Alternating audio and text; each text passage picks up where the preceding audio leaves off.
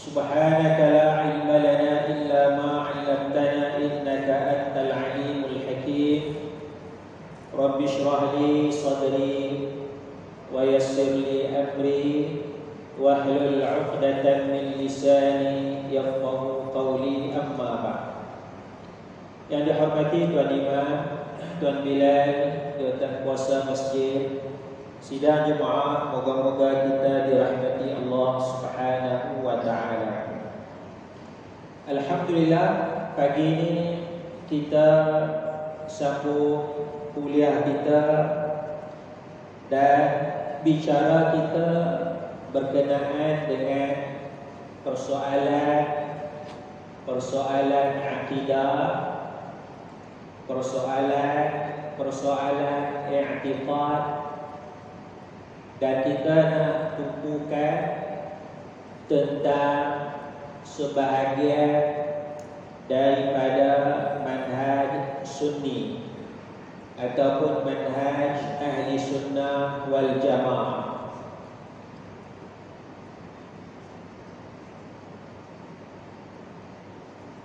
Apabila kita sebut pasal Islam,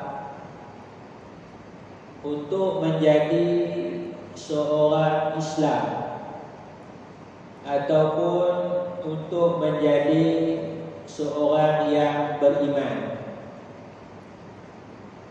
seorang Muslim, seorang yang beriman, perkara dasarnya adalah sangat-sangat mudah. Apabila seseorang itu beriktikad tiada Tuhan melainkan Allah, beriktikad bahawa Muhammad adalah Rasulullah, maka sudah dikira sebagai beriman. Jadi dasarnya mudah, nak jadi orang beriman, nak jadi orang Islam ni mudah. Jadi kalau kita ajar orang masuk Islam ataupun seseorang yang di hujung usianya, lagi setengah jam dia nak meninggal dunia, kita pun ajar dia mengucap, dia lepas mengucap tu 10 minit lepas tu dia mati. Jadi bila dia mengucap tu, kita dah sebut makna yakin tiada Tuhan melainkan Allah, Muhammad Rasulullah, maka secara asasnya, secara dasarnya sudah dikira sebagai beriman, walaupun tidak pernah melakukan apa-apa amal ibadat yang lain. Dia tak pernah solat, dia tak pernah puasa, dia tak pernah baca Al-Quran, tak belajar baca Al-Quran dan sebagainya. Jadi nak kira sebagai seorang Islam, sebagai seorang yang beriman ni dalam agama kita sangat mudah. Cumanya tuan-tuan, dalam Islam ni dia ada banyak kefahaman. Dia ada banyak kefahaman, dia ada banyak aliran dan pemikiran, dan fahaman-fahaman ini khusus kepada perkara-perkara yang kadang-kadang perkara yang besar juga, dan kadang-kadang perkara yang kecil. Kadang-kadang perkara yang besar, kadang-kadang banyaknya perkara-perkara yang kecil. Misalnya bila sebut Al-Quran,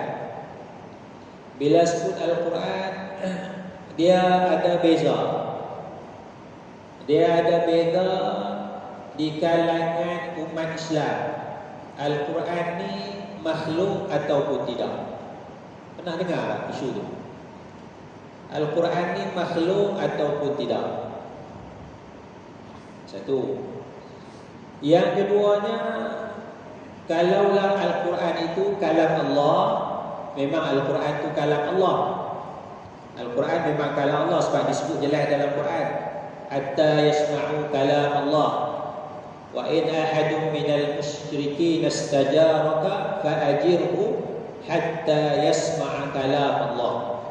Jadi dalam Al-Quran Allah Ta'ala sebut perkataan kalam Allah tu apabila seseorang musyrik Wa in ahadun minal musyrikin, apabila seseorang musyrik minta bantuan perlindungan kepada kamu, fa'ajirhu hatta yasma'a kalam Allah, maka bagilah perlindungan kepadanya sehingga musyrik itu, kafir itu mendengar kalam Allah. Mendengar kalam Allah maksudnya mendengar Al-Quran, bukan dengar Tuhan kata macam mana lah. Dengar Al-Quran, ya. Dia baca Quran, dia dengar kita baca Al-Quran. Jadi kalam Allah ialah Quran. Quran ialah kalam Allah. Kerana jelas di dalam Al-Quran, ya. Hatta yasma'a kalam Allah, sehingga dia mendengar kalam Allah. Cuma nak cerita kata beza di kalangan kita umat Islam ni, cara pula kalam Allah ni, Quran itulah makhluk ataupun tidak makhluk, makhluk ataupun tidak makhluk, ya, makhluk ataupun tidak makhluk, ada huruf ke tak ada huruf, ada suara ataupun tiada suara, kalam Allah. Agak-agak boleh faham tak? Ya. Agak-agak boleh faham tak? Quran ni makhluk ataupun tidak? Ya. Ini zaman Imam Ahmad. Imam Ahmad diseksa. Imam Ahmad diseksa, dikurung, disebat dan sebagainya kerana Imam Ahmad berpendapat bahawa Al-Quran bukan makhluk. Al-Quran bukan makhluk. Saya bukan nak sentuh isu tu. Tapi maknanya sampai umat Islam kita bicara makhluk tak makhluk, huruf tak huruf, suara tak suara. Sepatutnya kita bagi tumpuan bagaimana nak jadikan Al-Quran sebagai panduan kita. Bagaimana nak jadikan Al-Quran sebagai panduan kita. Yang ini tak lepas kita nak pusing, letih kita nak cari. Kita nak cari. Jadi kita tak mampu nak mencapai akal kita ni. Macam mana huruf dia tak ada huruf, macam mana kalam Allah tak ada suara. Ada dibincangkan di kalangan segelintir kecil para ulama yang menyebabkan umat Islam jadi bergaduh, jadi berpecah dan sebagainya. Jadi saya tidak sentuh. Saya nak sebut tentang pemikiran-pemikiran, ya. Jadi asasnya nak jadi seorang Islam ni, nak jadi Islam ni mudah. Nak jadi Islam ni mudah. Kita katakan syahadah tu sudah cukup. Asas dia asyhadu an la ilaha illallah wa asyhadu anna Muhammadar Rasulullah. Tapi bila bincang isu-isu ni, dia akan pecah kepada banyak mazhab, banyak aliran. Banyak mazhab, banyak aliran. Jadi kita ada Syiah. Ya, kita ada Syiah. Syiah masih lagi Islam.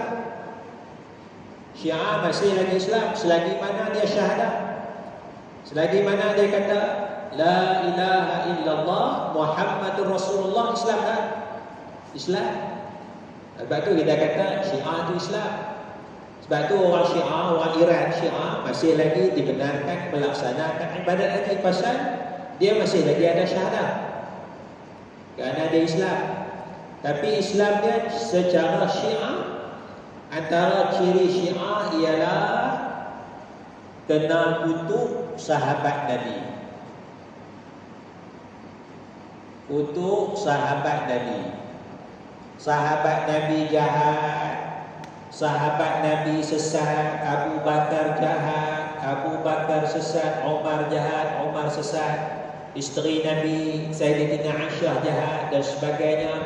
Sahabat Nabi kafir, ya, kecuali beberapa orang saja. Itu Syiah punya pandangan. Tapi dia masih lagi syahadah. Tapi antara ciri asasnya ialah mengutuk para sahabat Nabi. Ya, mengutuk para sahabat Nabi. Jadi Islam secara Syiah. Islam secara Syiah. Ada lagi lah ciri dia. Cuma yang ni yang kita nampak sikit, besar sikit. Kita nampak kan. Jadi dia ada perayaan dia untuk sahabat Nabi dan sebagainya, ya. Kita ada Islam cara Khawarij. Islam secara Khawarij. Khawarij ni zaman Sayyidina Ali. Zaman Sayyidina Ali, dia lawan Sayyidina Ali. Dia tak setuju dengan keputusan Sayyidina Ali. Dan dia punya i'tiqad dia, keyakinan dia, tidak ada dosa kecil. Tidak ada dosa kecil. Setiap dosa adalah dosa besar. Setiap dosa adalah dosa besar. Dosa besar, apa-apalah yang kita buat semua dikira sebagai dosa besar. Ya. Kalau bunuh orang dosa besar lah. Apa lagi? Minum arak dosa besar. Berjudi dosa besar. Rokok kecil ke besar? Dosa atau tidak rokok? Dosa. Apa dia? Dah yakin dosa kecil ke dosa? Dosa atau tidak rokok? Dosa. Setengah orang tak. Kalau dosa kecil kan dosa besar? Kecil. Kalau kita kata dosa dalam Khawarij, fahaman Khawarij tak ada dosa kecil. Setiap dosa kira dosa besar. Setiap dosa kira dosa besar. Susah tu. Kan? Kita nak buat dosa sekali-sekala susah ni. Kan? Dosa besar. Tapi kalau nak jadi baik, baguslah Khawarij ni. Kan? Kita ni tak apa ni dosa kecil ni dosa kecil je ni. Jadi kita berani buat dosa. Jadi kalau nak jadi baik, ikut Khawarij. Tapi masalah dia, bila buat dosa besar, setiap dosa besar, bila buat satu je dosa besar, jadi kafir. Terus jadi kafir. Katalah isap rokok tu dosa. Katakanlah dosa. Isap rokok dosa. Dia kira dosa besar. Ini andaian kita lah, andaian. Isap rokok tu dosa besar, katakan. Bila isap rokok jadi kafir. Jadi kafir. Tu imam baru nak masuk sembahyang subuh isap rokok lukat luar. Tu bila tak komat lagi aku. Kita ikut Khawarij. Dah masuk lah tu imam isap rokok, kan? Nak masuk sembahyang, tu imam isap rokok tu jadi tu imam. Tu imam kafir lah. Kan, tu imam dah jadi kafir. Dia punya fahaman, cara faham. Kan? Jadi setiap dosa besar, bila buat dosa besar jadi kafir. Bila kafir halal dibunuh. Boleh bunuh. Jadi tu imam tengah isap rokok, masuk tengok tu imam, boleh bunuh. Aduh. Jadi dia akan aja bunuh je. Tengok orang ni dia bunuh dan sebagainya. Wallahu a'lam.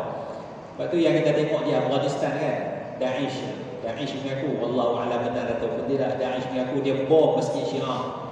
Kan? Daesh ni dia ada pemikiran Khawarij. Daesh, ISIS, Islamic State of Iraq and Syria, is ISIS. Kan? Daesh. Jadi dia punya konsep cara Khawarij, bunuh kan? Bom sana, bom sini.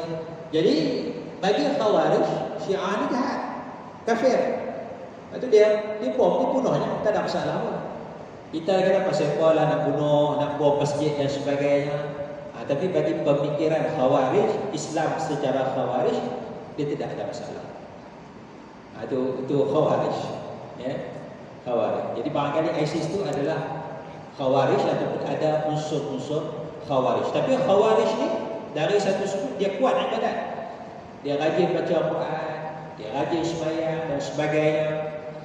Kalau kita baca dalam riwayat Hasan tu, para sahabat tengok orang yang ada pemikiran Khawarij terkejut.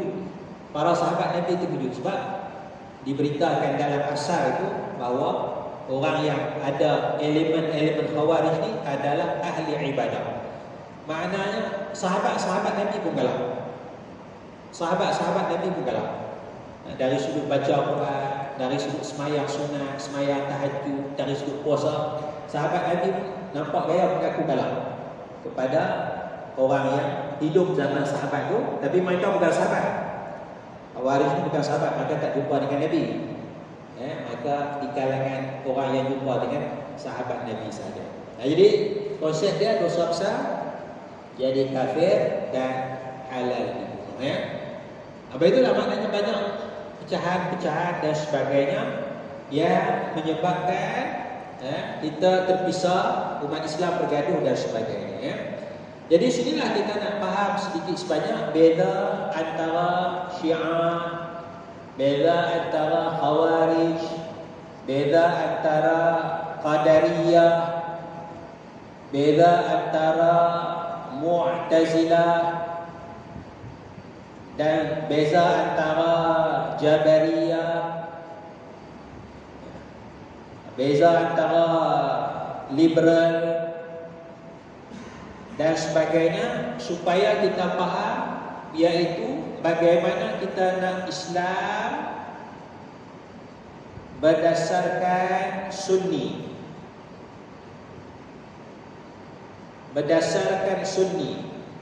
berdasarkan manhaj ahli sunnah wal jamaah. Kita nak faham Islam dah mudahlah, syahadah ya. Tapi bila ada isu-isu tu, bincang dan sebagainya, kita nak faham dalam konteks kerangka ahli sunnah wal jamaah ataupun dalam ringkasnya Sunni. Jadi ahli sunnah tu adalah Nabi sallallahu alaihi wasallam. Ahli sunnah adalah Nabi. Sunni ini kita nak faham Nabi, bagaimana Nabi faham, dan jamaah ni adalah para sahabat Nabi. Ahli sunnah wal jamaah. Ahli sunnah tu mengikut satu tafsiran adalah Nabi, Islam cara Nabi. Maknanya kita tengok kepada hadis lah. Lepas kita tengok Quran, kita tengok hadis. Apa yang disabdakan oleh Nabi sallallahu alaihi wasallam. Lepas kita tengok ke status hadis tu, betul tak betul, sahih tak sahih, okey tak okey hadis ni, boleh terima ke tak boleh terima. Bila dah pastikan hadis tu boleh terima, makbul, maknanya boleh terima. Kadang-kadang dia sahih, kadang-kadang dia tak sahih, dia hasan. Kadang-kadang dia tak hasan, dia dhaif, tapi makbul, boleh diterima. Boleh diterima. Sahih, hasan, dhaif, tapi boleh diterima, masuk dalam kategori diterima. Jadi maknanya apa yang riwayat yang sampai kepada kita itu jadi panduan kepada kita. Itu kita ikut cara Nabi. Begitu juga kalau tak ada dalam hadis Nabi sallallahu alaihi wasallam perkataan para sahabat, istilahnya asal. Apa Sayyidina Umar kata, Sayyidina Abu Bakar kata, Ibnu Abbas kata apa, isteri Nabi Sayyidina Aisyah kata apa, Abdullah bin Umar kata apa, Abdullah bin Mas'ud kata apa, kalangan alim, ulama-ulama di kalangan para sahabat yang mereka ni belajar bertahun-tahun dengan Nabi sallallahu alaihi wasallam. Jadi apa yang mereka sebut, apa yang mereka buat jadi panduan kepada kita. Jadi Islam kita ikut cara Nabi, ikut cara para sahabat Nabi. Kalau Syiah tuan, Syiah tak ada. Syiah dia dah kutuk sahabat Nabi. Syiah dia kutuk sahabat Nabi jahat, sahabat Nabi sesat. Jadi boleh tak Syiah ambil kataan sahabat Nabi jadikan panduan? Boleh tak? Tak boleh lah, pasal sahabat Nabi jahat. Jadi dia tak boleh rujuk kepada sahabat, kecuali beberapa orang lah. Beberapa orang adalah dalam 4-5 orang atau 9 orang kot. Daripada 100,000 sahabat tu adalah 4-5 orang yang dia kata ini sahabat yang betul-betul lah. Yang lain tu semua jahat. Jadi Syiah tak boleh ambil perkataan Abu Bakar As-Siddiq, Syiah tak ambil perkataan Umar, Syiah tak ambil perkataan Uthman, Syiah tak ambil perkataan Abdullah bin Mas'ud dan sebagainya, Ibnu Abbas tak ambil. Karena bagi Syiah, sahabat Nabi adalah jahat dan kafir. Itu konsep dia. Cara Syiah. Khawarij dia lawan sahabat Nabi. Dia hidup zaman sahabat, dia lawan sahabat. Dia lawan sahabat. Jadi kalau kita baca dalam cerita tu bagaimana Ibnu Abbas berdebat dengan Khawarij. Ibnu Abbas berdebat dengan Khawarij.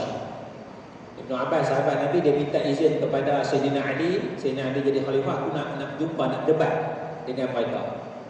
Ada cerita itu kan. Jadi maknanya bagaimana Khawarij nak menjadikan sahabat Nabi sebagai rojokan utama, sedangkan Khawarij melawan sahabat-sahabat Nabi. Dan kata para ulama, tidak ada sahabat Nabi seorang pun tidak ada yang ikut cara Khawarij. Tidak ada. Tidak ada seorang sahabat pun yang ikut Khawarij. Jadi Khawarij dia tak boleh ikut cara sahabat Nabi. Itu contohlah. Jadi Islam kita seboleh-bolehnya, kita nak ambil cara yang terbaik, cara yang sederhana, iaitulah cara yang disampaikan oleh Nabi melalui hadis, dan juga cara sahabat-sahabat Nabi melalui perkataan asal yang ada di kalangan para sahabat Nabi. Saya jumpa dengan ketua Syiah, satu Syiah, satu Syiah. Jumpa dengan satu Syiah. Syiah ni dia tolak sahabat, dia tolak hadis Nabi. Dia tolak hadis Nabi. Syiah tolak hadis Nabi. Syiah tolak hadis Nabi. Okey, faham konsep dia lah, Syiah tolak hadis Nabi. Kata Syiah ni, dia orang alim dalam Syiah, orang alim dalam Syiah, kita menolak, kita tu Syiah ini perkataan dia lebih kurang, kita menolak hadis Nabi kerana apa? Kerana Syiah ni kata Umar Al-Khattab, Umar Al-Khattab sebagai khalifah ketika itu, Umar Al-Khattab melarang sahabat Nabi Abu Hurairah daripada menceritakan hadis Nabi. Jadi Syiah kata Syiah, kita Syiah tolak hadis Nabi kerana Umar sebagai khalifah, dia sahabat dan dia khalifah, melarang Abu Hurairah menceritakan hadis Nabi. Pasal apa? Pasal Abu Hurairah ni mungkin dah tak betul dan sebagainya lah. Jadi sandaran dia, jadi kalau Abu Hurairah tak betul, Abu Hurairah ni sahabat tak betul, maknanya sahabat Nabi yang lain tak betul juga. Kalau Abu Hurairah tak betul, sahabat Nabi, hadis yang paling banyak ada pada Abu Hurairah, antaranya beribu-ribu hadis kat Abu Hurairah. Sayyidina Abu Bakar pun tak banyak, berapa hadisnya saya Abu Bakar? Abu Hurairah paling banyak. Sedangkan Abu Hurairah masuk Islam lambat. Abu Hurairah masuk Islam, kalau tak silap saya, tahun ke-6 Hijrah. Dalam berapa tahun dia dengan Nabi? 3-4 tahun je.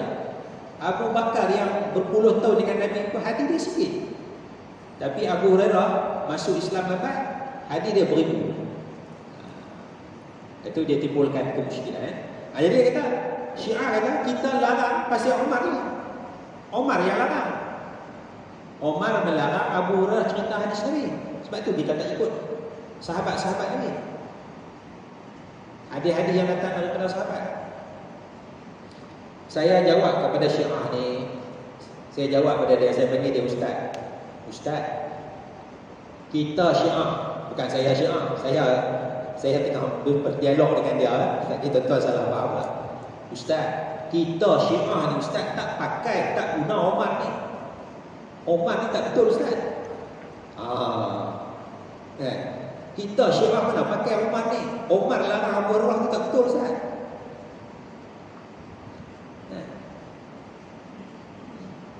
Boleh nampak tak cara penghujat? Kita Syiah ni tak pakai Omar ni.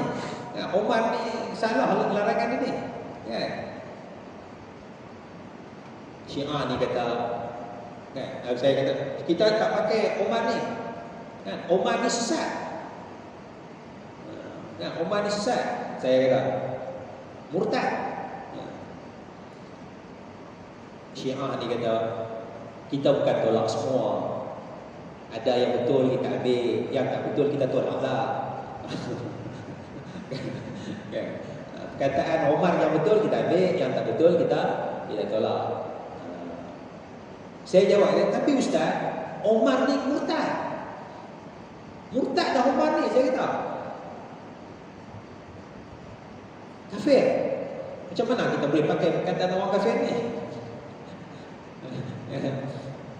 Dia kata, Syiah dia kata, murtad ni ada banyak makna. Dia kata, ada murtad kafir, ada murtad dia lawan perintah. Murtad, tapi dia tak kafir, dia lawan perintah. Omar ni murtad lawan perintah Nabi. Nabi kata macam ni, dia tak ikut. Nabi kata macam ni, dia tak ikut. Betul pula.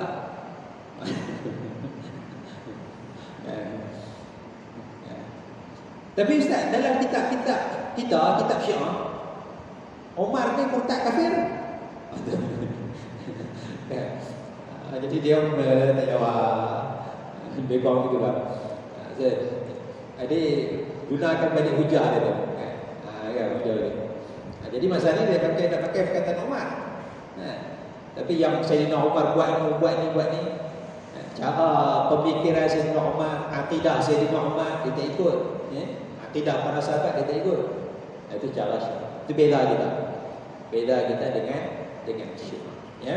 Jadi ini kita nak ikut Islam cara sunni. Jadi tuan-tuan, mana lebih baik?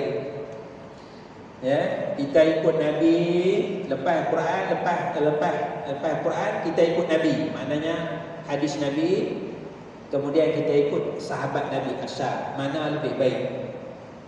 Mana lebih baik daripada kita tak ikut hadis Nabi, tak ikut perkataan sahabat Nabi, ya, kita ikut pemikiran kita semata-mata. Ya. Jadi para ulama kita ada pemikiran, bukan kata tak guna akal, ada. Ya. Mazhab ahli sunnah dia guna akal, tapi akalnya itu dipimpin oleh Al-Quran. Tengok Quran dasar dia setakat mana, dipimpin oleh hadis Nabi, ya, dan juga bagaimana ijtihad kefahaman para sahabat Nabi. Ya, bukan kata tidak ada akal langsung, kan? Ada akal, cara guna akal. Karena Allah Subhanahu wa taala suruh kita menggunakan akal. Ya. Jadi itulah yang secara ringkas, ya, kita ulang baliklah sebab kuliah last kita bulan 10 tahun sudah. Jadi ini setahun dah kita ada berhenti kuliah. Jadi inilah yang kita nak sambung balik cara kita, ya, tentang masalah Islam, ya, Islam dan juga tentang ahli sunnah wal jamaah. Ya. Dan saya sebutkan salah satu daripada ahli sunnah wal jamaah ialah Asy'ariyah. Sekarang ni ada yang nak mengkafirkan Asy'ariyah, ya. Yang nak mengkafirkan Asy'ariyah. Ya. Salah satu kumpulan dalam Islam, kumpulan dalam ahli sunnah wal jamaah, iaitulah Asy'ariyah. Ulama-ulama dalam Asy'ariyah misalnya Imam Ghazali, Imam Al-Haramain, Imam Nawawi, Imam Suyuti, Imam Ibn Hajar Al-Asqalani, ulama-ulama Diyamundi, dia ulama-ulama Azhar, ulama-ulama Maghribi Fas, itu semua tu Asy'ariyah Maturidiyah. Tapi ada pemikiran nak mengkafirkan. Bila mengkafirkan tu dia akan memberi kesan yang buruk, iaitulah mengkafirkan sesama umat Islam. Mengkafirkan sesama umat Islam. Sedangkan Asy'ariyah Maturidiyah ini sudah menjadi satu madrasah, satu sekolah pemikiran sebagaimana mazhab fiqh lah. Mazhab fiqh kita Syafi'i, kan, sudah 1000 tahun lebih dah. Sudah 1000 tahun lebih dah jadi pemikiran. Ya. Jadi kadang-kadang setengah orang dia bawa kita ikut sunnah, kita tak ikut mazhab Syafi'i. Kita ikut sunnah setengah-setengah orang kadang-kadang. Ya. Ini berlawanan dengan sunnah ni. Cara Syafi'i ni berlawanan dengan sunnah. Ya. Kata para ulama misalnya Al-Imam Ad-Dahlawi rahimahullahu ta'ala, antara mazhab yang paling kuat mengikut sunnah Nabi ialah mazhab Syafi'i. Ya, kenapa? Cuma kenapa kita tak ikut sunnah? Kerana kita tidaklah bolot sunnah tu kepada kita. Kerana mazhab tu adalah hasil kefahaman. Hasil. Bila kita kata sunnah, seolah-olah kataan kita tu betul 100%, kataan orang tu salah. Jadi bila kita kata mazhab Syafi'i, mazhab Hanafi, Hanbali, dia ikut sunnah, paling kuat sunnah. Fiqh 4 mazhab ni. Tapi dia tak bolot nama sunnah tu kerana boleh jadi ada kesilapan lagi. Boleh jadi ada kesilapan. Ya. Itu tawaduk para ulama. Ya. Beda kita kata sunnah, yang ni sunnah. Yang ni Syafi'i, oh Syafi'i tak ikut sunnah. Ni Hanafi tak ikut sunnah, kita ikut sunnah Nabi. Itu kita menyalahkan kefahaman orang, sedangkan kefahaman para ulama memang mengikut sunnah Nabi sallallahu alaihi wasallam. Jadi kalau nak baca tu boleh baca kitab-kitab yang penuh dengan hadis-hadis Nabi. Misalnya kalau mazhab Syafi'i ini Sunanul Kubra Imam Baihaqi tu dia hujah betul-betul satu-satu. Mazhab Syafi'i kata hukum ni haram. Mana dalil dia? Dia bagi dalil Quran, dia bagi dalil hadis. Orang kata tak haram, dia bawa hadis tu dia patahkan. Pasal apa hadis tu tak boleh diterima? Mana pencatatan hadis tu, riwayat hadis tu? Bukan Nabi. Riwayat nak sampai tu dia patahkan satu. Ya, maknanya penghujahan itu ada. Ya, penghujahan itu. Tapi kena bacalah kitab dia tu. Ya, Sunan Baihaqi. Ya, bagaimana Imam Baihaqi mempertahankan cara pemikiran mazhab Imam Syafi'i rahimahullah taala. Ya. Jadi kita tidaklah mau sampai tahap mengkafir di antara satu dengan yang lain. Ya. Jadi itulah sebagai mukadimah. Nanti kita akan sambung baliklah. Ya. Bulan 10 tahun sudah kita berhenti muka surat 19, muka surat 20, muka surat 21 tu buku ni. Kalau masih ingat buku ni, kita akan sambung baliklah bulan depan, minggu yang ketiga insya-Allah, muka surat 19, 20, 21 ya. Wallahu a'lam wa a'lamu bis-shawab. Siapa yang nak beli buku tu ada kat atas tabung terma tu, ada dalam 14 buah tadi tu. Ya. Harga dia RM10 semua. Ya. Kalau dah beli pun beli lagi lah. Pasal dah buku tak ada. Wallahu a'lam. Sekadar itulah untuk pagi ini. Assalamualaikum warahmatullahi wabarakatuh.